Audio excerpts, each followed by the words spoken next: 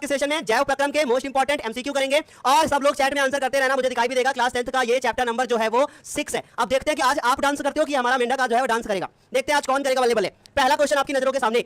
हाँ जी, क्वेश्चन देने से पहले कुछ आपके लिए इंपॉर्टेंट है। क्या लिखा है? जुनून और जज्बा। जुनून और जज्बा जिसमें होगा सफल वही होगा, क्योंकि जुनून और जज्बा दो ऐसी चीजें हैं जो आपको आपके जीवन में ऊपर लेके जाती हैं। तो जुनून जिसके अंदर होगा, जिसके अंदर जज्बा होगा, वो सब कुछ कर सकता है, क्योंकि अगर किसी ने कुछ करने की ठान ली है तो वो जरूर पूरा कर सकता है। देखते हैं फिर आज के सेशन में क्या होता है। पहला क्वेश्चन आपकी नजरों के सामने। मछली का श्वसन अंग कौन सा होता है? श्वास नली, ट्रैकिया जिसे अंग्रेजी में कहते हैं, त्वचा होगा या फिर फेफड़ा होगा या फिर रेस्पिरेटरी ऑर्गन पूछा गया है, क्या होगा?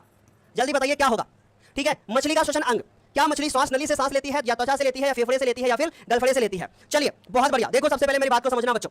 ट्रैकिया बिल्कुल भी नहीं होगा, ट्रैकिया बिल्कुल भी नहीं होगा। तिलचट्टा नाम सुना है कभी? तिलचट्टा जो होता है वो अपनी ट्रैकिया मतलब श्वास नली से ही उसका श्वसन अंग होता है। लेकिन त्वचा से सांस लेने वाला कौन है? टैडपोल, जिसे हम लोग क्या बोलते हैं? मेंढक का बच्चा, है ना? मेंढक का बच्चा, है ना? समझ रहे हो? छोटा वाला मेंढक, चुटकू वाला मेंढक, मेंढक का बच्चा जिसे हम लोग कहते हैं टैडपोल। अंग्रेजी में बोलते हैं TADPOLE, टैडपोल। ये लेता है अपनी त्वचा से सांस। अच्छा जी, इसके बाद एक मिनट सॉरी, टैडपोल जो होता है ना, उसके गलफड़े होते हैं वो गिल्स से लेता है। इसके बाद जो मेंढक बड़ा हो जाता है, मिट्टी में दब जाता है, तब वो लेता है अपनी त्वचा से सांस। ठीक है, मेंढक जो जहां कहां होता है, मिट्टी में होता है, तो अपनी वो त्वचा से सांस लेता है। करेक्ट। इसके बाद गिल्स, मछली जो होती है वो अपने गलफड़ों से क्या करती है? सांस लेती है। और मेंढक भी जो होते हैं वो उनके जो बच्चे होते हैं वो अपने जो है गिल्स यानी गलफड़े से सांस लेते हैं, जिनको हम छोटे में मछली समझ लेते हैं। श्वसन में उत्पन्न ऊर्जा कहां संचित होती है? किस रूप में संचित होती है? एडीपी के रूप में, एटीपी के रूप में, एनएडीपी के रूप में, या पीआई के रूप में? जल्दी बताओ। एडेनोसिन डाइफॉस्फेट, एडेनोसिन ट्राइफॉस्फेट, क्या होगा इसका आंसर? सर साइंस में अगला चैप्टर कौन सा पढ़ाएंगे? इसके बाद हम लोग जाएंगे फिजिक्स की ओर। केमिस्ट्री में 3 चैप्टर हो चुके हैं, अभी इसके बाद परिवहन बचा हुआ है बेटा, परिवहन बचा हुआ है। अभी तो 2 पार्ट हुए हैं। चलो, हाँ जी, बी के रूप में आया, बिल्कुल सही बात है। किस रूप में संचित होती है? एटीपी बी रूप में संचित होती है। अच्छा, एक और क्वेश्चन। श्वसन में उत्पन्न ऊर्जा एटीपी के रूप में संचित होती है। ठीक, चलिए अगला प्रश्न बहुत बढ़िया। श्वसन में बाहर निकली वायु में ऑक्सीजन की मात्रा कितनी होती है? जल्दी जल्दी बताओ मुझे, जल्दी बताइए मुझे, कितनी होती है? कितने % होती है? जल्दी बताना, जल्दी बताइए कितने % होती है? चैट में बताना बच्चों कितना % होता है, मैं जानना चाहता हूं। जल्दी से चैट में लिखिए कितना % होगा, मैं जानना चाहता हूं बच्चों।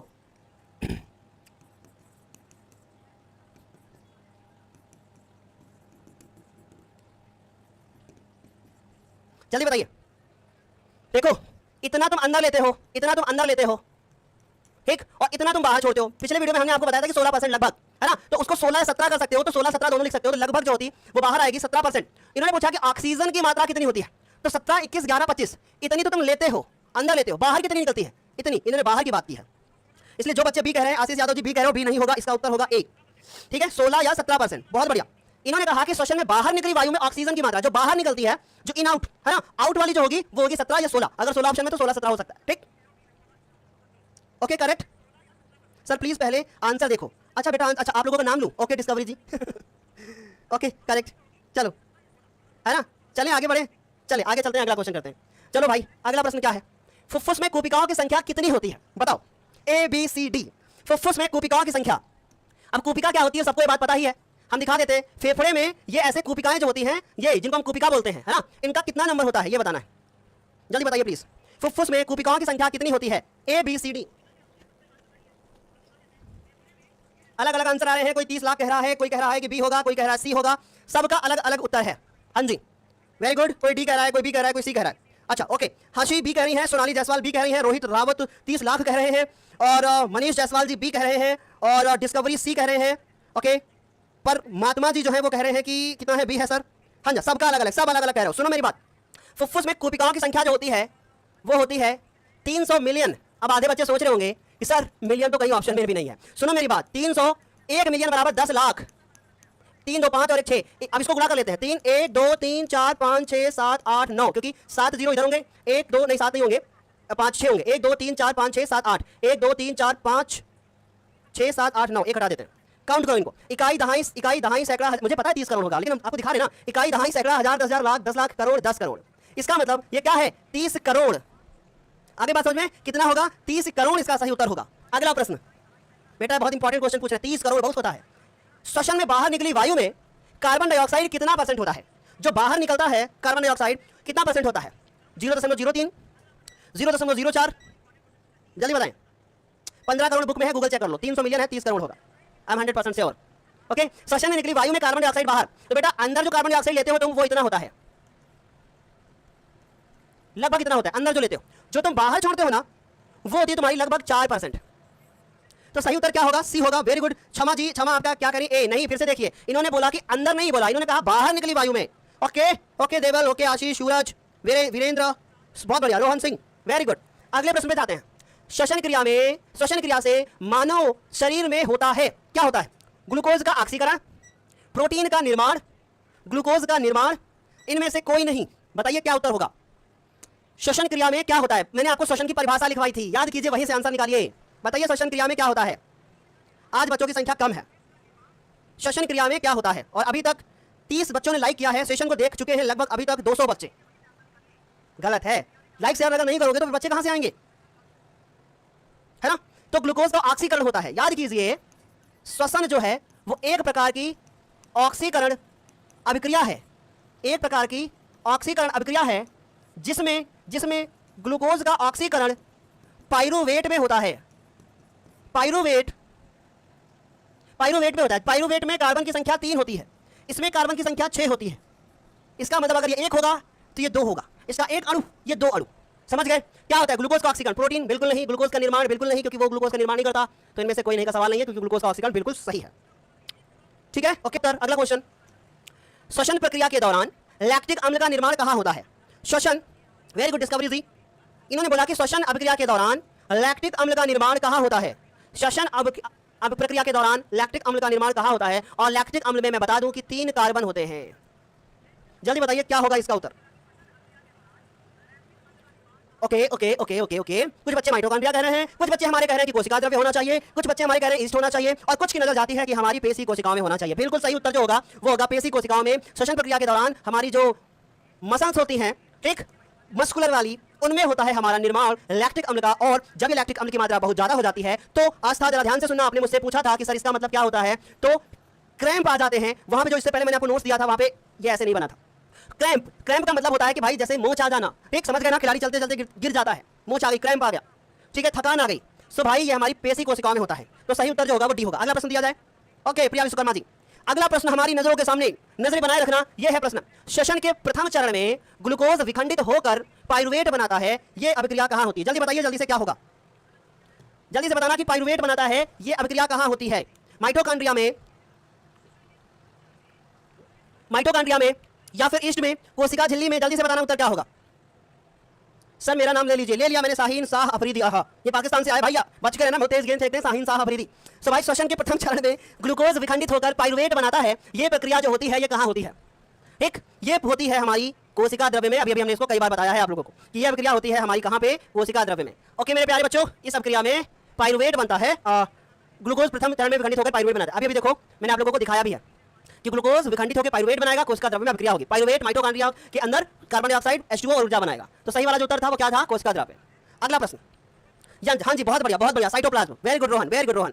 कोशिका द्रव्य में अच्छा कहां बनाएगा? कोशिका द्रव्य के अंदर भी तो कई चीजें होती है ना, साइटोप्लाज्म, लाइसोसोम, CSN9 पे पढ़ा रखा है, वो हमारा होता है क्या? कोशिका द्रव्य में, साइटोप्लाज्म के अंदर। हाँ जी चलो आगे चलते हैं। लैक्टिक अम्ल किस प्रकार के श्वसन में बनता है? जल्दी बताओ। वायवीय, अवायवीय, ए और बी दोनों, इनमें से कोई नहीं। रविंद्र राजपूत जी, एजुकेशन में आपका भी आंसर देख रहा हूं, पर नाम सही करो, ये आपका रियल नेम नहीं है ना। लैक्टिक अम्ल किस प्रकार के श्वसन में बनता है? वायवीय, अवायवीय, या फिर दोनों, या फिर इनमें से कोई नहीं। आंसर करेक्ट वाला बताइए। वेरी गुड, अवायवीय श्वसन, क्योंकि इसमें ऑक्सीजन का अभाव होता है। और कहां बनता है? हमारी पेशी कोशिकाओं में। करेक्ट बच्चों, हमारी पेशी कोशिकाओं में बनता है, हमारी पेशी कोशिकाओं में बनता है। अगला देखो जरा क्या है हमारे पास। ग्लूकोज के कितने, जरा ध्यान से सुनिएगा, ग्लूकोज में कितने कार्बन के परमाणु होते हैं? 3, 5, 6, 11। जल्दी बताइए। ग्लूकोज में आदर्श पांडे जी, ग्लूकोज में कार्बन के कितने परमाणु होते हैं? 3, 5, 6, 11। तो बेटा आज ही याद कर लो कि ग्लूकोज जो होता है उसका सूत्र होता है C6H12O6। ओके डन, ये ग्लूकोज का फॉर्मूला है। Okay very good. चलो अभी कोई बच्चा मुझे बताए कि शुगर मतलब चीनी का सूत्र क्या होता है? जल्दी चैट सेक्शन में बताओ, देखते हैं सबसे पहले कौन बताता है चीनी का सूत्र, है ना? तो करेक्ट आंसर क्या होगा? ग्लूकोज में कितने होते हैं? 6। अच्छा ग्लूकोज में 6 होते हैं। अच्छा मुझे बताओ एथिल अल्कोहल में कितने होते हैं? जल्दी कमेंट सेक्शन में बताओ, एथिल अल्कोहल में कितने कार्बन होते हैं? एथिल अल्कोहल में कितने होते हैं? ऐसे चैट में लिखना, ethyl alcohol dash 1 2 3 4। Ethyl alcohol में कितने होते हैं? मुझे बताइए। लैक्टिक अम्ल में कितने होते हैं? लैक्टिक अम्ल में कितने कार्बन होते हैं? है ना, ऐसे लिखना है। लैक्टिक अम्ल 1 2 3 4 जो भी होते हैं। मुझे बताइए कि पाइरूवेट में कितने होते हैं? बेटा सब रट जाएगा तुम लोगों को। पाइरूवेट में कितने होते हैं? 1 2 3 4। जल्दी बताइए। एथिल अल्कोहल में कितने होते हैं? लैक्टिक अम्ल में कितने होते हैं? Very good. शुगर का फॉर्मूला अभी अभी बताया है। सबसे पहले किसने बताया है देखते हैं। सबसे पहले बताया है रोहन ने। Very good Rohan. शुगर मतलब चीनी, चीनी चीनी शक्कर है ना, चीनी। इसका फॉर्मूला होता है C12H22O11, ये होता है चीनी का फॉर्मूला। एथिल अल्कोहल में कितने होते हैं भाई, बहुत इंपॉर्टेंट है।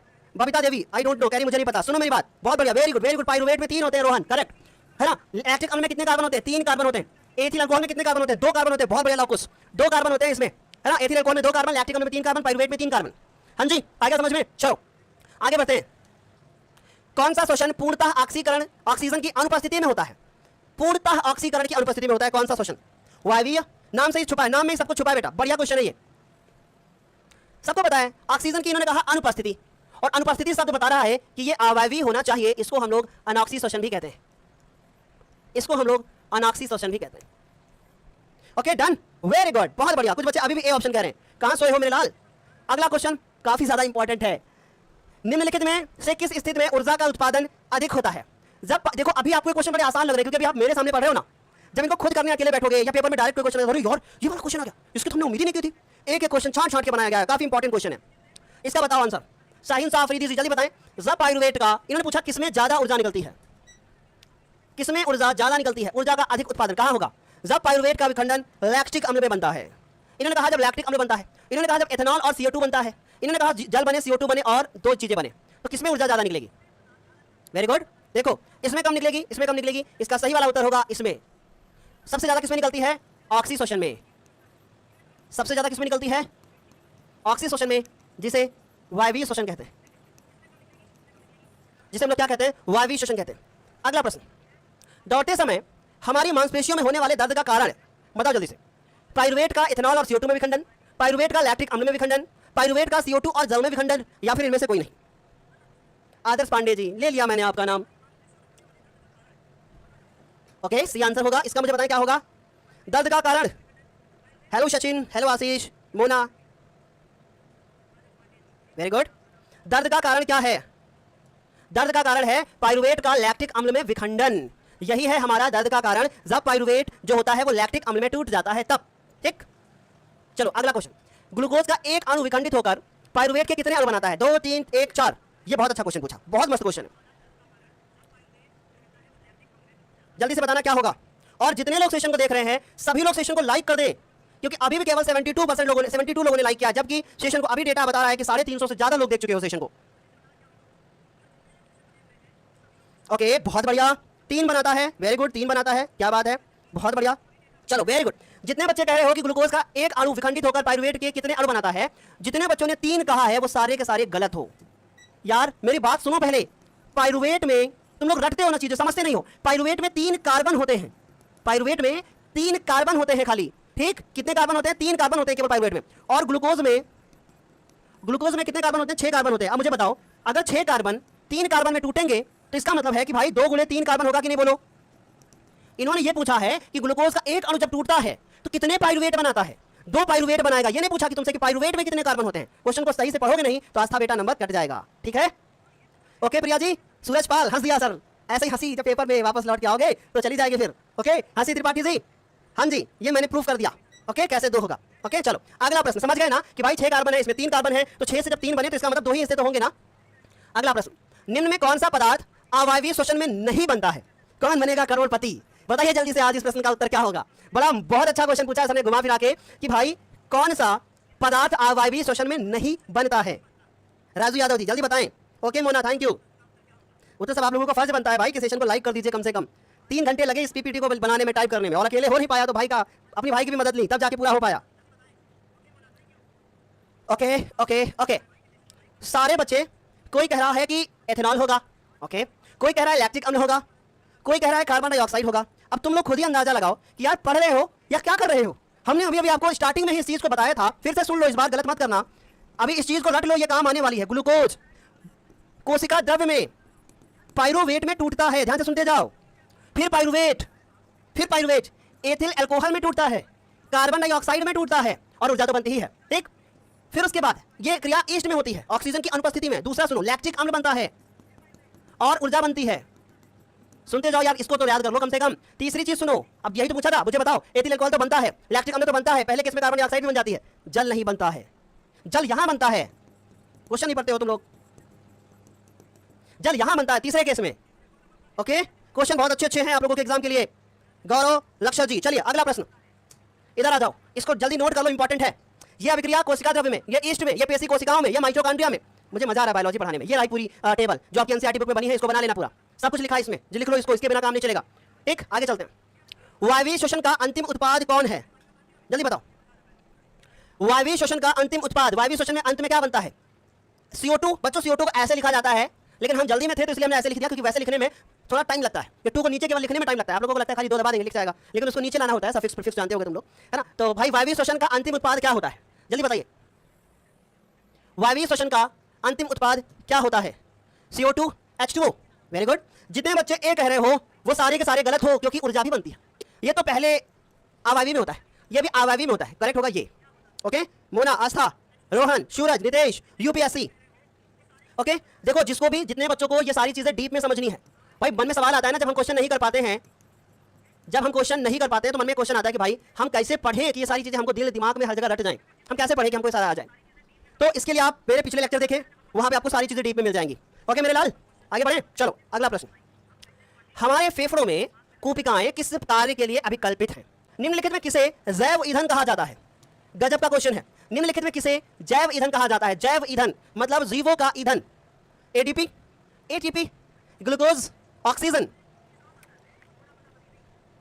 ले लिया मैंने, औशिक औशिक आपको नाम। और बताओ जल्दी से, जल्दी मुझे बताइए, जैव ईंधन किसे कहा जाता है? एडीपी को, एटीपी को, किसको बोलते हैं हम लोग जैव ईंधन?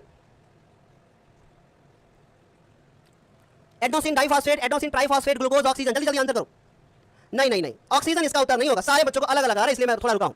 जैव ईंधन किसे कहते हैं? जैव ईंधन कहते हैं ग्लूकोज को, है ना। एटीपी थोड़ी कहते हैं, मतलब उसमें रूप में ऊर्जा संचित होती है ना। ठीक, ऑक्सीजन तो बिल्कुल नहीं, जैव ईंधन थोड़ी है ये, है ना। क्या होगा ये? ग्लूकोज इसका सही वाला उत्तर होगा। ग्लूकोज होता है हमारा करेक्ट उत्तर। ओके, याद रखना इस बात को।